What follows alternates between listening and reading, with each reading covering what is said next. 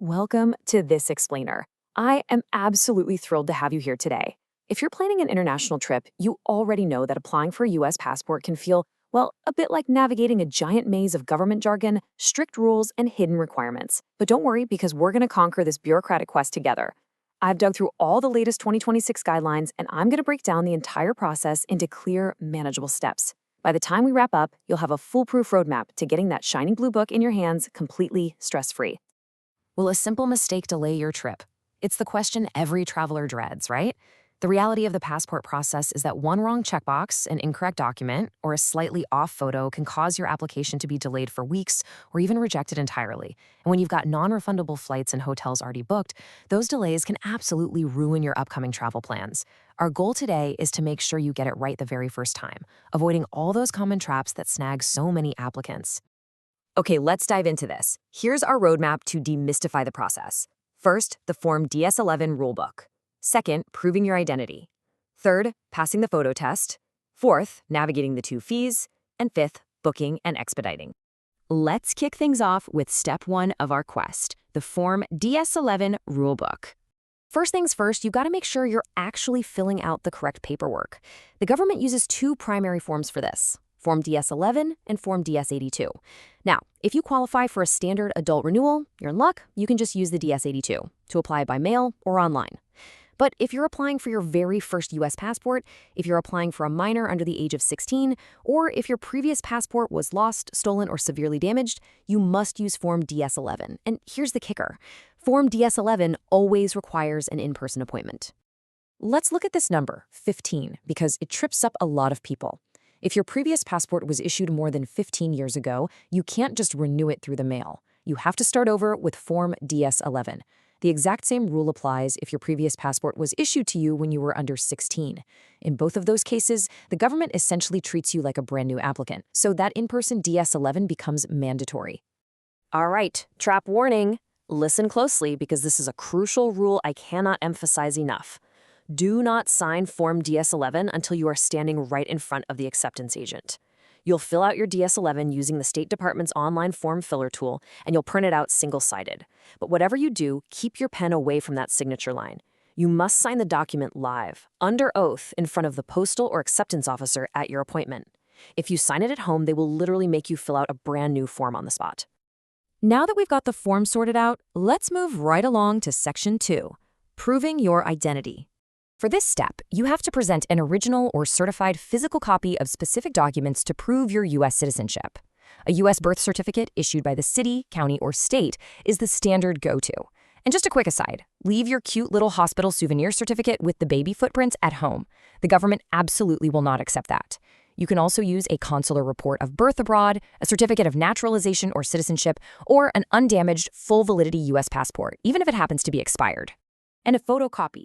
Seriously, I am practically begging you here, do not forget this part. It is the absolute most common mistake applicants make. You can't just bring your original document. You absolutely must also bring a photocopy of it. It needs to be printed on standard 8.5 by 11-inch white paper. It must be single-sided, and it has to show both the front and the back of your document. The agent will keep your original document to send off with your application, and don't worry, they'll mail it back to you separately after it's processed. Beyond proving your citizenship, you've also got to prove who you are with a valid physical photo ID. Acceptable forms include a valid driver's license or enhanced driver's license, a military ID, or a current government ID, whether that's federal, state, or municipal. Now, a quick heads up on this. If your driver's license is from out of state, meaning a different state than where you're physically applying, you are required to bring a secondary photo ID, like a work ID or student ID, just to be safe. Yep, you guessed it. And another photocopy. You need a photocopy of your photo ID as well. Just like your citizenship proof, this needs to be a photocopy of the front and back of your photo ID, printed on standard, single-sided paper. Just bring copies of literally everything, and I promise you, you will save yourself a massive headache. Now, what's really interesting about this next part is how picky the government is. Section 3, passing the photo test. The State Department does not mess around when it comes to your passport photo. It's the #1 reason for application delays, so you have to follow the do's perfectly. The photo must be exactly 2 by 2 inches. It must be taken against a plain white or off-white background. It has to be recent, taken within the last 6 months, and your face needs to have a neutral expression or just a natural, unexaggerated smile. But just as important are the strict don'ts. Absolutely no eyeglasses are allowed unless you have a signed medical note. No hats or head coverings are permitted, though there is an exception if they're worn daily for religious or medical reasons, again, provided you bring a signed statement. No uniforms or camouflage gear. And listen, regardless of how amazing your ring light setup is at home, a selfie is not going to work. There can be zero shadows on your face. Honestly, it's usually worth just spending the 15 or 20 bucks at a pharmacy or post office to have a professional take and print a compliant photo so you don't risk rejection. Moving on to Section 4, Navigating the 2 fees. This is often the most confusing part of the whole shebang. The absolutely critical takeaway here is that first-time adult applications require 2 completely separate payments. First, you've got the application fee of $130 for an adult passport book. This goes directly to the U.S. Department of State, and it must be paid using a personal check or money order. Let me say that again. Standard acceptance facilities will not take a credit card for this $130 fee. Second, you have the execution fee of $35. This goes to the local facility that's processing your appointment, like the post office, and for this one, you usually can pay with a credit card, debit card, check, or cash. Here's a super quick, actionable pro tip to ensure the State Department processes your check smoothly and actually matches it to your paperwork. Always write the applicant's full name and date of birth right there in the memo line of your check or money order. We are nearing the finish line of our explainer. Section 5, Booking and Expediting. First-time applicants must turn their DS-11 in person at an official passport acceptance facility. These are usually your local U.S. post offices, but they can also be local public libraries, county clerk offices, or other local government centers.